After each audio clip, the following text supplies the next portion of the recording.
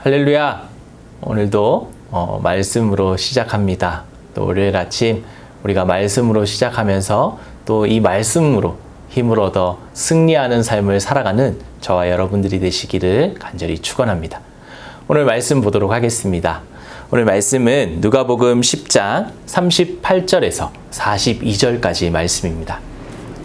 누가복음 10장 38절에서 42절까지 말씀입니다. 그들이 길 갈 때에 예수께서 한 마을에 들어가심에 마르다라 이름하는 한 여자가 자기 집으로 영접하더라.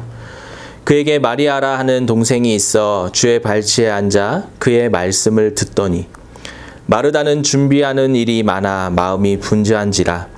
예수께 나아가 이르되 주여 내 동생이 나 혼자 일하게 두는 것을 생각하지 아니하시나이까. 그를 명하사 나를 도와주라 하소서.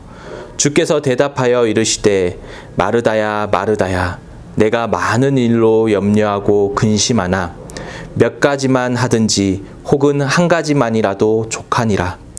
마리아는 이 좋은 편을 택하였으니 빼앗기지 아니하리라 하시니라. 아멘.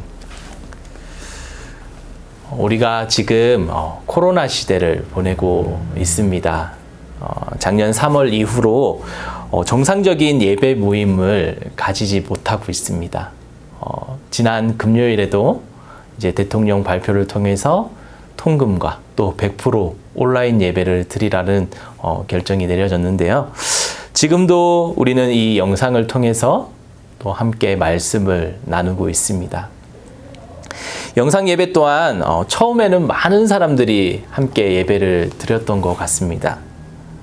예배를 준비하고 또 예배 전에 또 기도하면서 또 예배를 사모하는 마음으로 그렇게 예배를 드렸습니다. 근데 이제는 그 처음의 모습을 찾아보기 어려운 것 같습니다. 영상 예배를 드리다 보니 우리의 삶이 바쁘다는 이유로 또 하나님 앞에 예배 드리는 그 우선순위가 바뀌는 것 같기도 합니다. 우리의 삶이 바쁘다는 이유로 하나님과의 교제하는 이 가장 중요한 시간을 우리는 놓치고 있지는 않은지 이 시간을 한번 우리의 삶을 뒤돌아보시기 바랍니다. 우리가 바쁘다라는 그 이유 하나만으로 하나님과의 교제의 기쁨을 미루어서는 안 되고 또 놓쳐서도 안 됩니다. 오늘 본문 말씀 보니까 예수님께서 길을 가시다가 이 마르다와 마리아의 집에 방문하는 것을 볼 수 있습니다.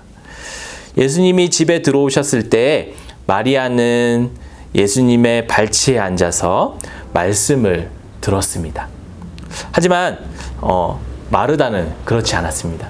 이 마리아는 예수님의 말씀을 듣는 일에 집중한 한편 이 마르다는 열심히 일을 했던 것을 볼 수 있습니다. 당시의 여자들이 랍비에게 정식 교육을 받을 수 없었던 그 풍습을 생각한다면 이 마리아의 행동 참으로 파격적인 행동이 아니었나 싶습니다. 이 마르다는 음식을 준비하는 일로 예수님을 대접하는 일로 바쁘게 움직였습니다. 마르다도 한편으로는 하나님의 말씀, 그 예수님께서 전하시는 그 하나님의 나라, 그 말씀을 듣고 싶었을 것이에요.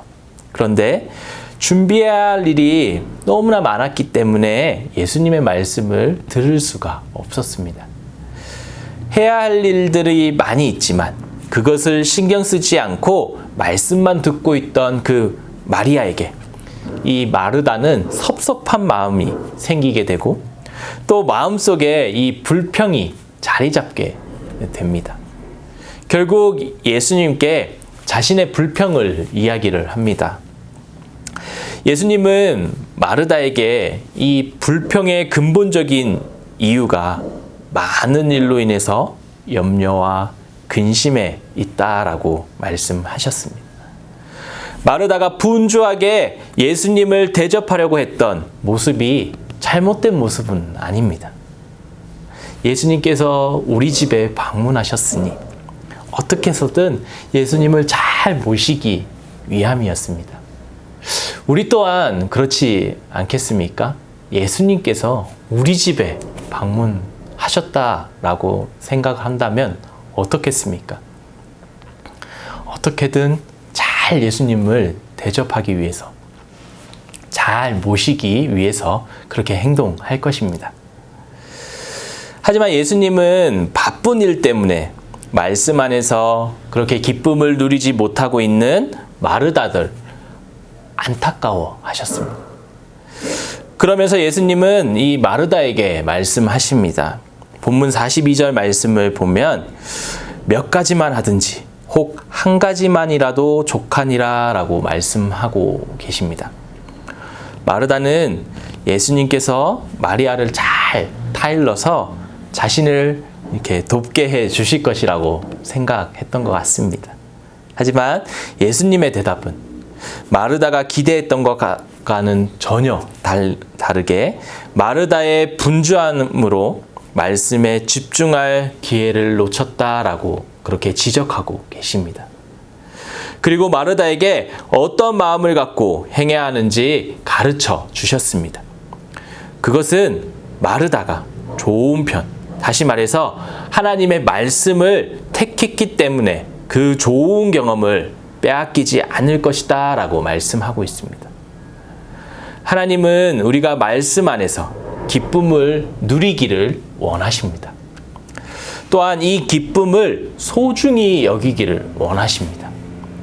누가복음 10장 8절과 9절 말씀을 우리가 보면 어느 동네에 들어가든지 너희를 영접하거든 너희 앞에 차려놓은 것을 먹고 거기에 있는 병자들을 고치고 또 말하기를 하나님의 나라가 너희에게 가까이 왔다 하라 라고 말씀하고 있습니다.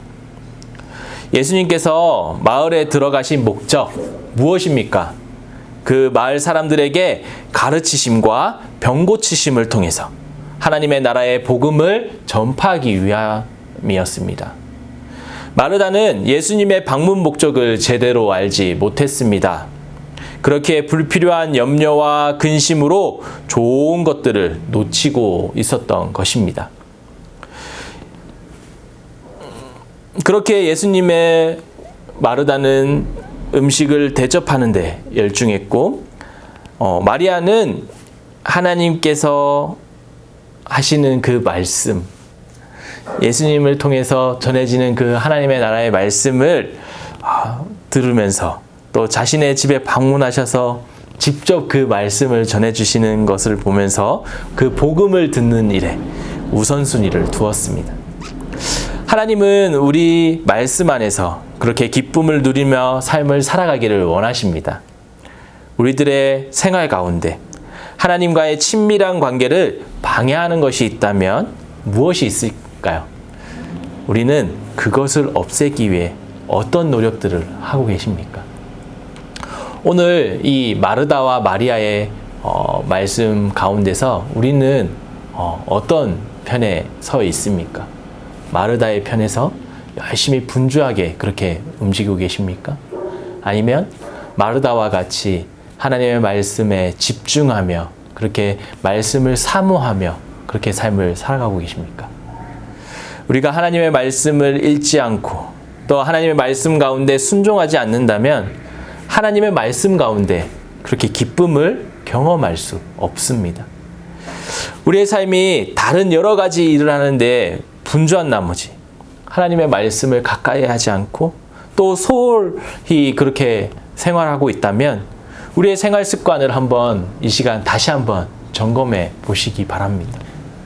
그리고 우리의 삶이 바쁘고 분주하다 할지라도 우리의 삶의 우선순위가 무엇인지 다시 한번 생각하면서 말씀을 통해 주시는 하나님의 기쁨을 기대하며 또 바라보며 우리가 하나님과 교제하는 것을 소홀히 하지 않도록 날마다 힘쓰는 삶을 살아가는 저와 여러분들이 되시기를 간절히 축원합니다.